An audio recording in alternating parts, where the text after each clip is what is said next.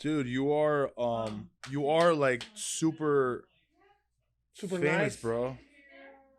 I am kind of famous, yeah, but in Brazil, That's what I'm saying. But no, which doesn't mean that much. no, it does mean a lot, bro. Because I was working Carnival Cruise Line, right? And then my friend, he was a comedy host, and he goes, "Oh my god, dude, my favorite comedian kept talking about you." And I'm like, I know that name. I'm like, I know him. And I go, I remember. And I was texting the wrong person. So funny, dude.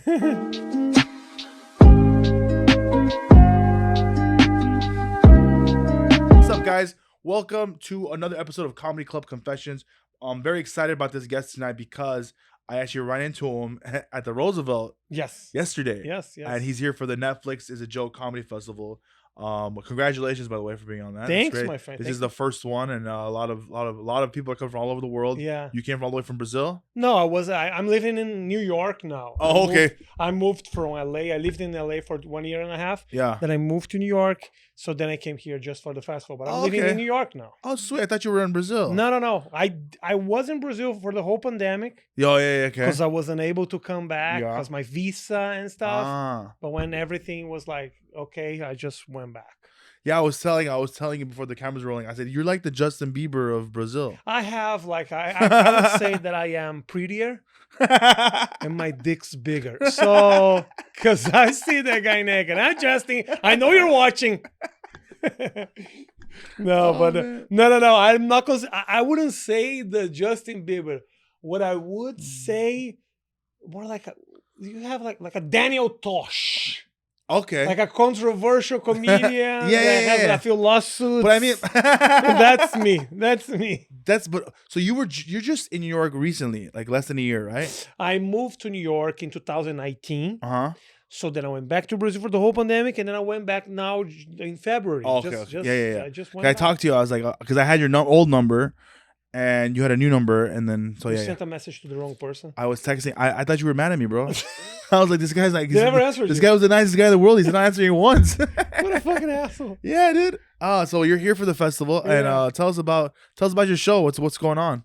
I'm doing the a show with my Brazilian friends, so that's good because they brought a lot of people from Brazil here. Okay, I was the only one who was living here. Yeah. So they got you at a discount. Yeah, of course they're much cheaper. Mm-hmm. But I'm doing the American run, bro. That's what I'm doing right now. So they brought a few people from Brazil. We're gonna do a show in Portuguese at the Laugh Factory. So it's gonna be fun, and it's gonna be important for me because the Laugh Factory was the first club that opened a stage for me. The first club that gave me an opportunity to do comedy in English. Yeah. And now I have all my friends here doing the festival, so it's awesome. I remember the first time I met you at the Haha Comedy Club. Mm-hmm. I thought you were Persian. Yeah. I swore I saw you. I look more Persian than I am Latino. No, because I completely agree. Because I had our Middle Eastern comedy night that night, and I said, yeah, you want to do a spot? Oh, you invited me to that. And you did that show. You don't remember that? Everyone in the audience. I didn't know it was Middle Eastern. Everyone in the audience was like Persian or Arab. And I'm like, hi, my name is Rafinha Bastos. I'm from Brazil. Yeah, it was different.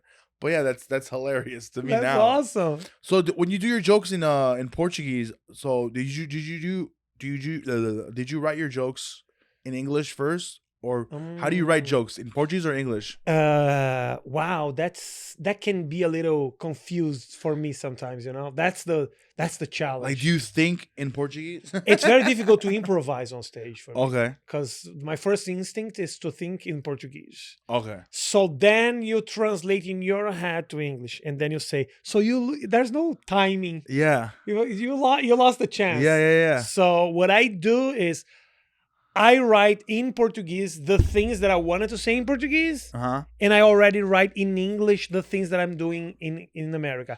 I'm not translating material from Portuguese to English. I did a little bit at first when I got here. Yeah. I still there's like a joke or two that I'm always like, oh, I think this joke is gonna work much better in America, then it's going to do it in Brazil, or this one is going to do better in Brazil than in America. But I don't want to do the same material because I think the challenge coming to America, it's to write new shit. Yeah. That's the challenge. Otherwise, I'll be just translating. Yeah. Because I noticed that when I tried doing jokes in Spanish, it didn't It doesn't- translate, and the timing is didn't? completely different, and it's just No, like, any joke? and I mean, you could do Yeah, very 'cause you ha- hacky ones, Because you, where it's, well, Uh-huh. but it just doesn't sound the same. because you have a little.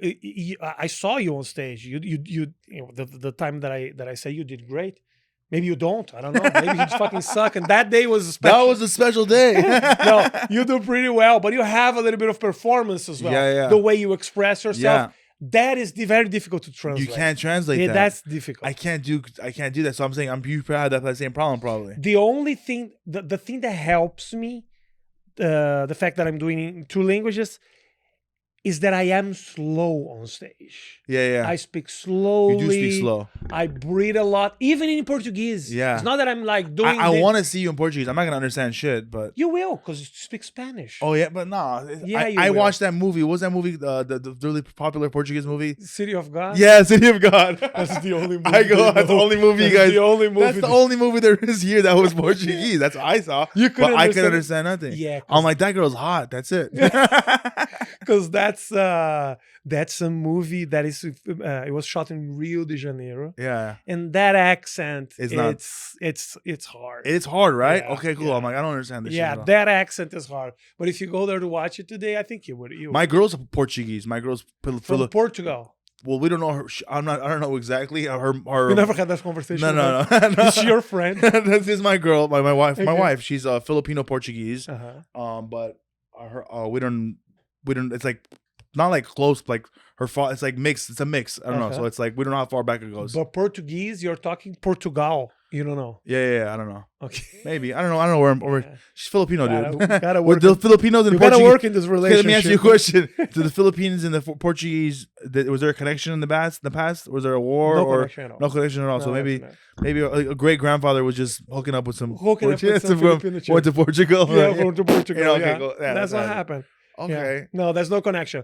Portuguese is a language that only people from Brazil, Or Portugal. Portugal, Angola, Mozambique.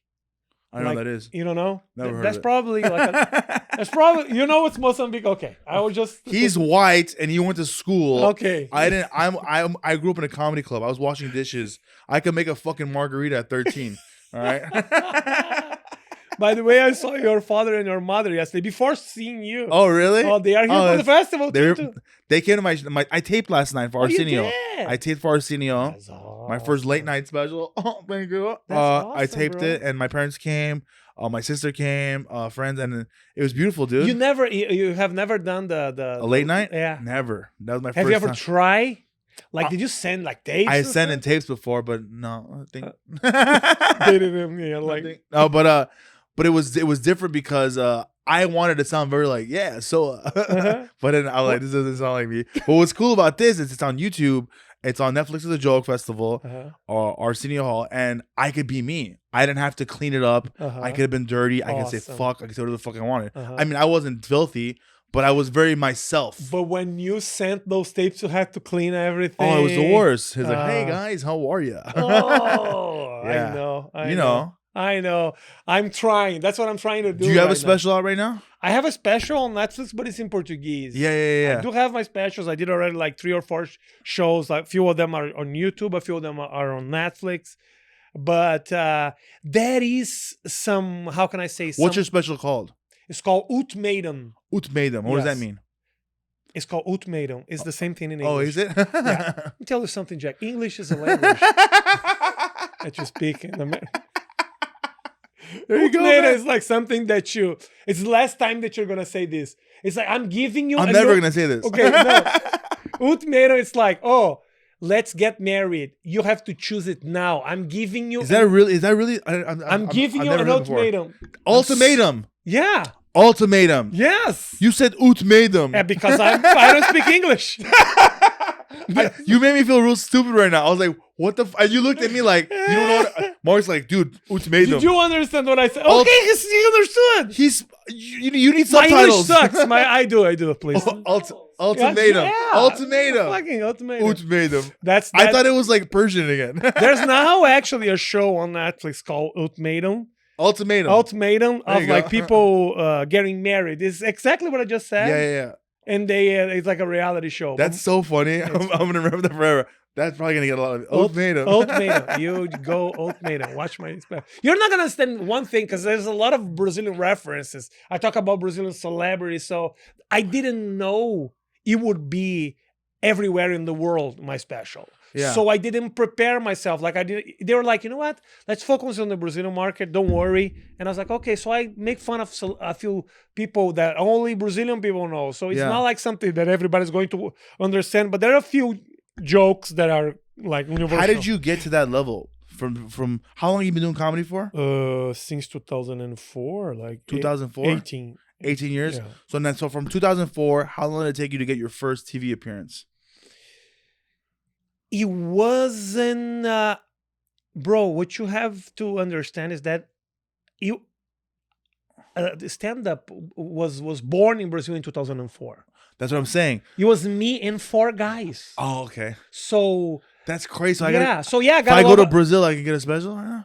No, you couldn't get a special unless you speak Portuguese and you do really well. I'm kidding. No, now the scene is established. Yeah. Now the scene is established. You have some very good comedians. But when I started in 2004, there was like me and 4 guys. What would you guys do? Perform at like bar shows? Or? Yeah, it was like we got a bar at first, and then we moved. Because the thing is, yeah, there was comedy in bars in Brazil, but there was not stand-up. You know, you probably watch those like comedians in Televisa and Telemundo, those guys with wigs and or maybe they are like impersonating like a political figure, or they are doing like I'm the drunk and I am the transvestite, you know. So that's what the type of comedy that you used to have, and we still have that comedy. It's very popular. It's for the people. But then there was like a generation like me and a few guys, and we started to do stand up, just talking about life and being ourselves on stage. And you got, did you get a taste of from a comic you liked, like Richard Pryor, George Carlin? Did you have a comic you liked? I lived here in 1999. I had a scholarship to play basketball, so I played basketball in Nebraska. No way. And I watched Comedy Central like every single day. So I remember I watched like Jim Gaffigan and Brian Regan. Wow. Those guys, they had those, remember those 30-minute specials? Yeah. A comedy premium blend. Yep. Comedy Central. That's it. Wow. I remember they were like showing. I used to watch that too, but.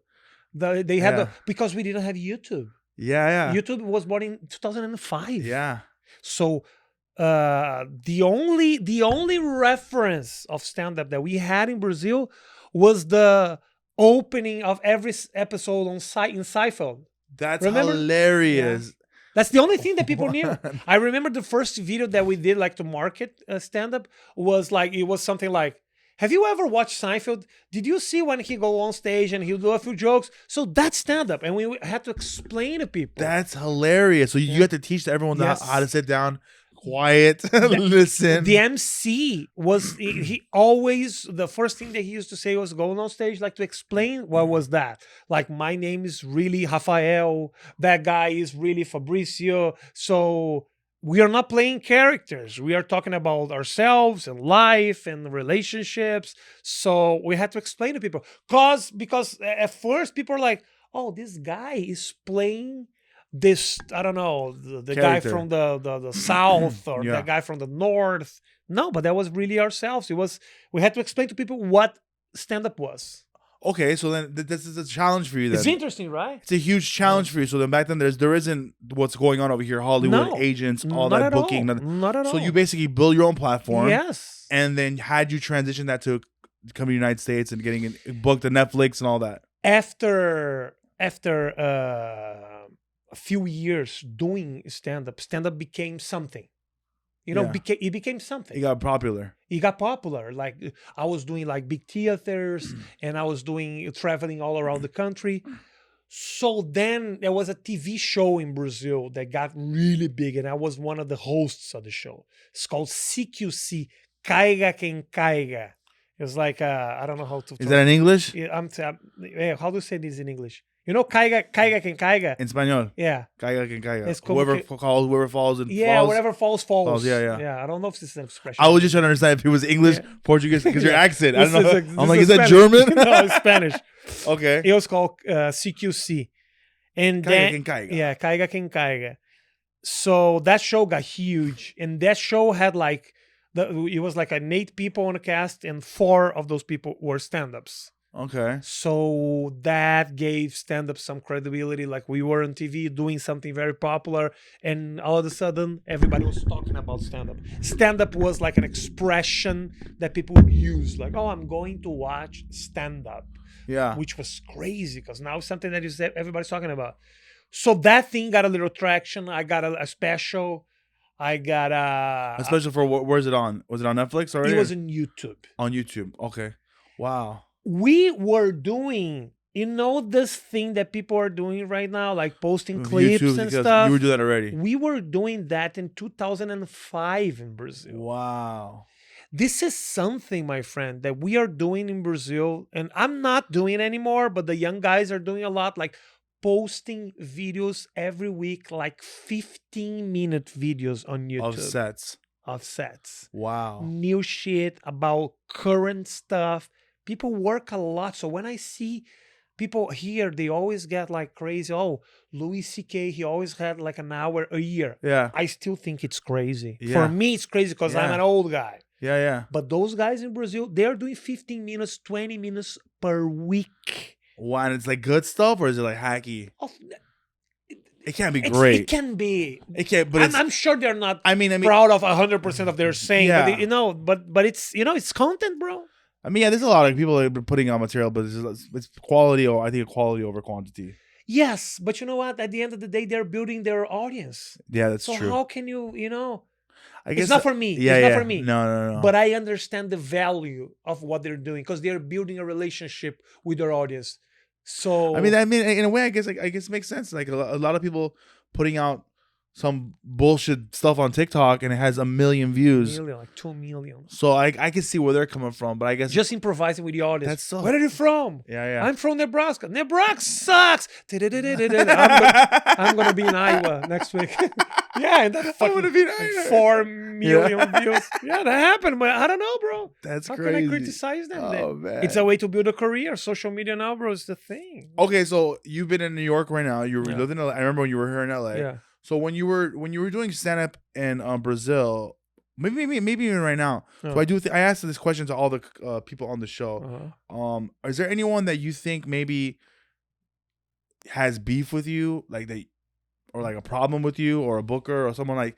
Is anyone give you a hard time that maybe not necessarily he does or she does? Also, Jack wants some clicks on controversies, huh? Huh? Jack wants some clicks on controversies, huh? Yeah. Is there someone? I don't, man. No, you're just a nice guy, right? I'm just a nice guy. You're really nice. I'm a foreigner, bro. You're foreigner. How can someone look at this accent? How can you be mad at this accent? Yeah, I know. By the way, I just want to say thank you to you. You were one of the first guys who opened a stage for me. You gave me a chance to step on stage. As soon as I got here, you booked me in a show, and I was like, I'm so grateful. Thank you very much. Oh man, thank you. So, you're so nice guy, bro. And one thing I liked about you, and your mom was always great to me as well. Yeah, always gave me you were always just so humble, so chill. Like you weren't. I'm here in Brazil. I'm a fucking asshole. You weren't flexing on anybody. Like I have a special like that. I just thought you were a comic. I didn't know you like from Brazil. I didn't know the Netflix. I didn't know none of that. All I knew is that you were very respectful, and you were funny. And I said I wanted to see you again. That's exactly what I wanted to hear when I come here. I didn't come here to brag or to show anything. Yeah. I just came here to do shows. It doesn't have to be big shows. It's very humbling for a guy like me with a career. Like I was doing like shows for 1,000 people. That's what I was saying. And then I remember I put him on a show and I was like, yeah, man, this guy's like freaking 2 billion followers.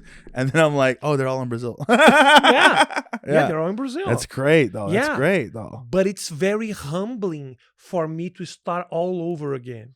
Because if you think about it, if you live here, sometimes you don't have this notion. All of a sudden, tell me the person that you admire the most, that you had a chance to share the stage with.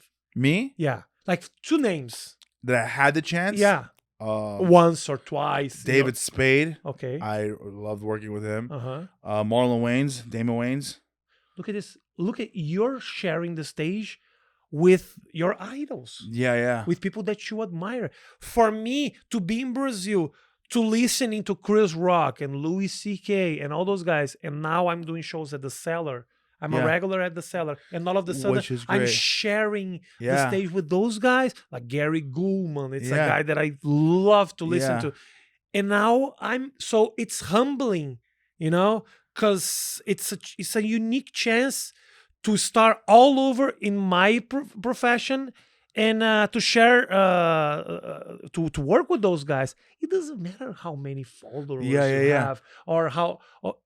Are you doing good on stage? Yeah. Are you being funny? That's. Are you happy too? Yeah. Are you happy? Because I wasn't that happy doing stand-up in Brazil because I did everything that I wanted to do.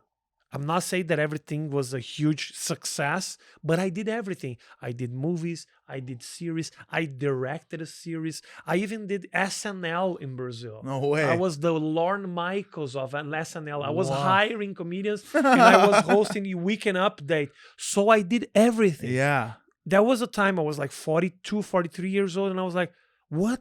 Wait, how old are you now? I'm 45. I will be 46. No way. Yeah. Okay. And this is Brazil. This is tropical. This is Brazil. Tropical. This is tropical. It's beautiful. It's beautiful. It's beautiful. And I was like, I'll give myself a chance to see if I can survive with those people. And it has been great. And you're killing it. I'm doing well. You're past the Cellar. That's amazing. I am a regular at the Cellar. That's amazing. This is so you can go to Vegas soon too. I did Vegas already. Oh hell yeah! But can you imagine like stand-up is something that was born in 2004 in Brazil? Okay. Yeah.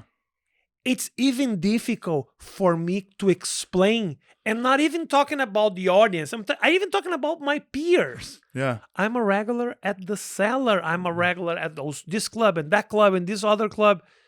And they even my colleagues, they don't understand how because it's so specific if you think about it. Yeah. It's not like you're a singer and now you're doing your shows with Maluma or J Balvin. You know that, J Balvin, that's huge.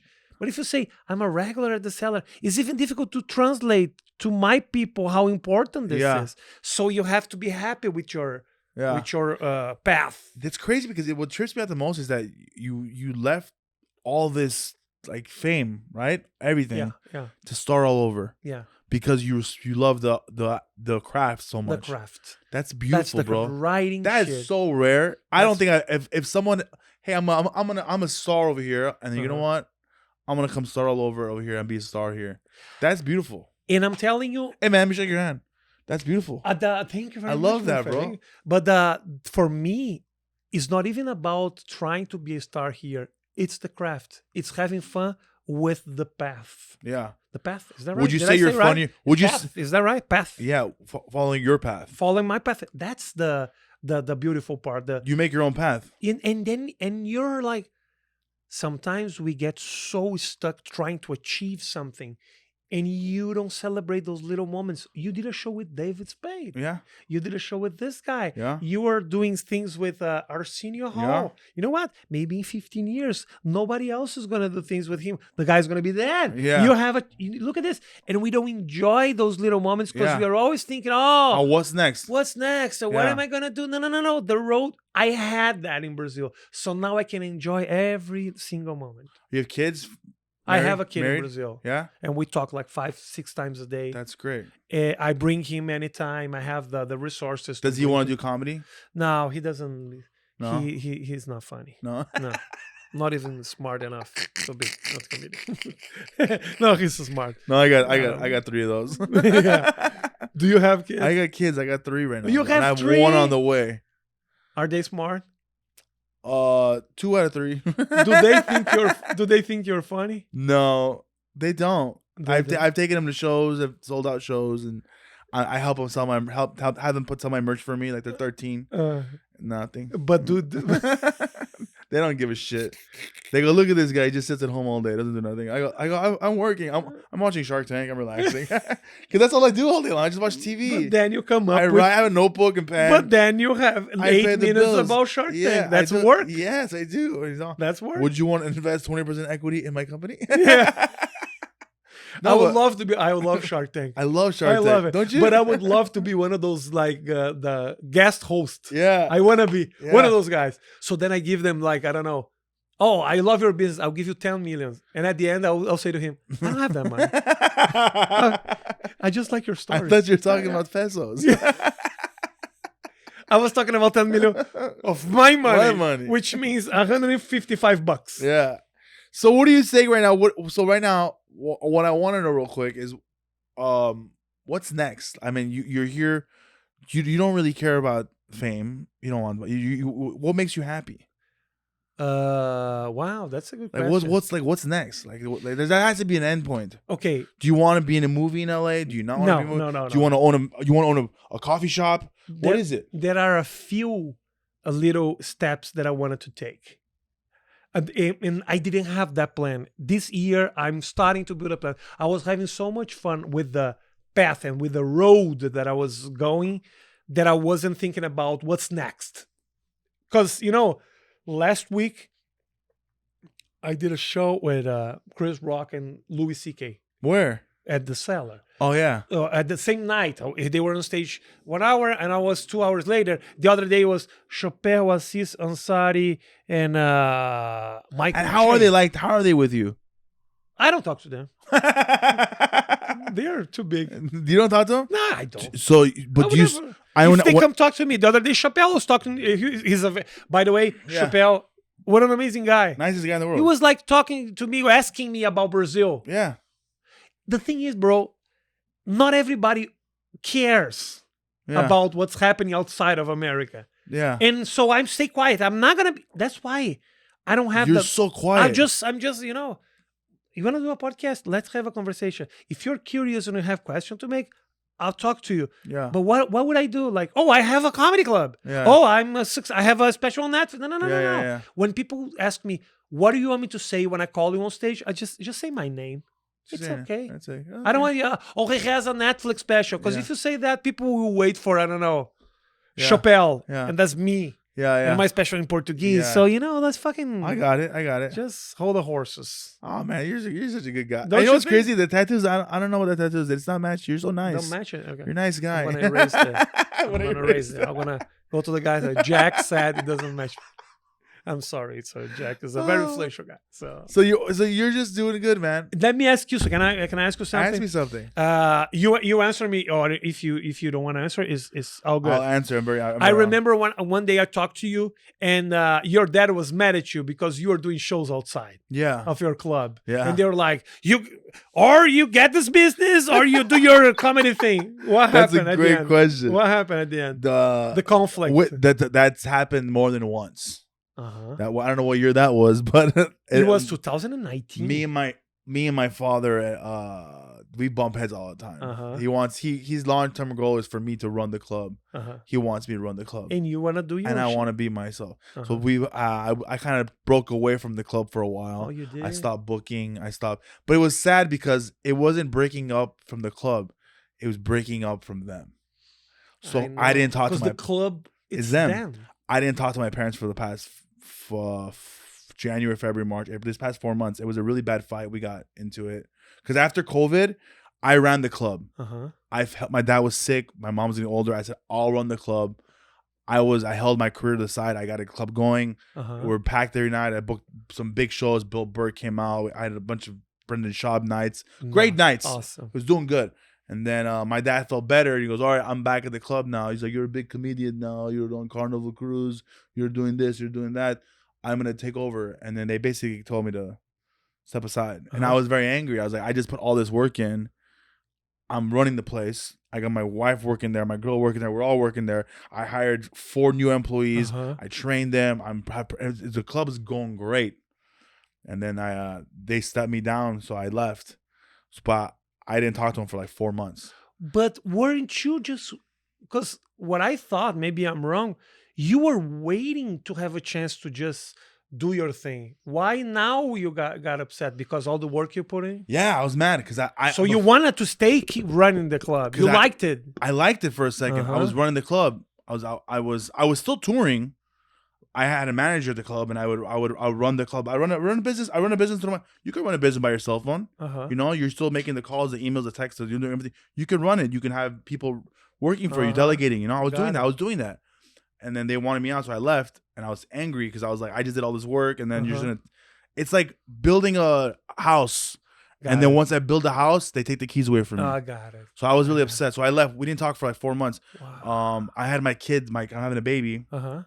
I invited my parents to the baby shower, and then we all hugged and cried it out. And we're good now. So my parents came to my taping. Look, my mom's calling me right now. That's good. She's calling me. Tell her that you love her. Please answer that. Hey, Mom. Mom, I'm doing a podcast. I'm with Rafinha Bastos. I love you. Bye. Okay, call me. She couldn't care less. Oh yeah, they're back being. They love each other. But that's the thing. Like when I left the club, we had a big fight, and I didn't lose the club. I lost my parents.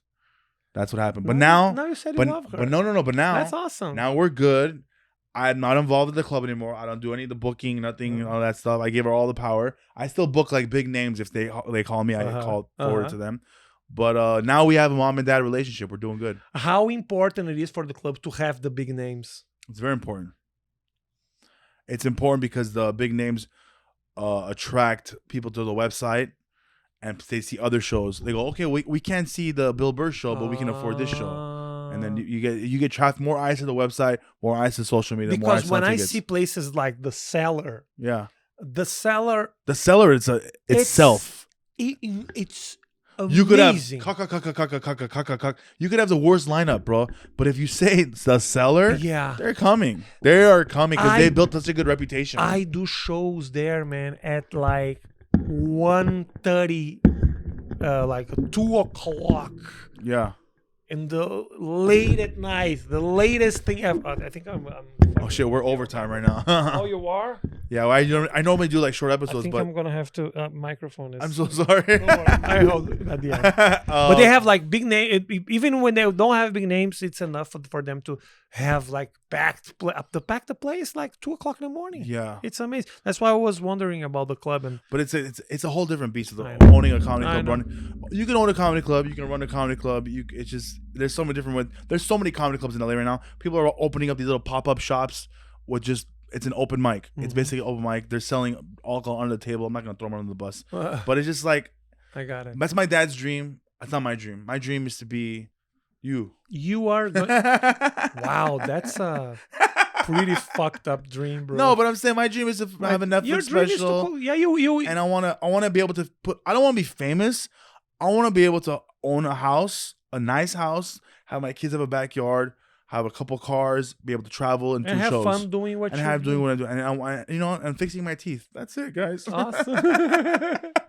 That's awesome, my friend. You have all of that pretty soon. This became like you're interviewing me. That's awesome, bro. That's awesome. I love you, bro, man. Yeah, me too, my friend. Where can they find you? Where's your website?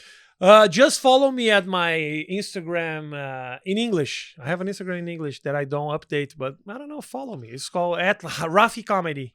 What's your other one? Rafinha Bastos. Rafinha or follow that one has 1.5. You know what I do sometimes? I like smoking weed and watching your lives in Portuguese. That's good. You don't understand what. I go, he's like, I'm like, what the fuck did he say? That's awesome. Hey guys, he's here for Netflix is a Joke. Very funny comic. He's how many languages do you speak? I speak 4 languages. 4 languages. I do. He's a really good guy. Rafinha Bastos, thank you so much for being here, bro. Thank you very much, my friend. Thanks for having me. It was a pleasure, man. Guys, don't forget Comedy Showcase app. Check that shit out. So fun. This app is amazing. It's for comics to put their content on this app. Nice. It's basically our sponsor for this podcast. Awesome. Haha Comedy Club. Shout out to them. We give them a shout out today. And everything else. I love you guys so much. Thank you. Comedy Club Confessions. Good night.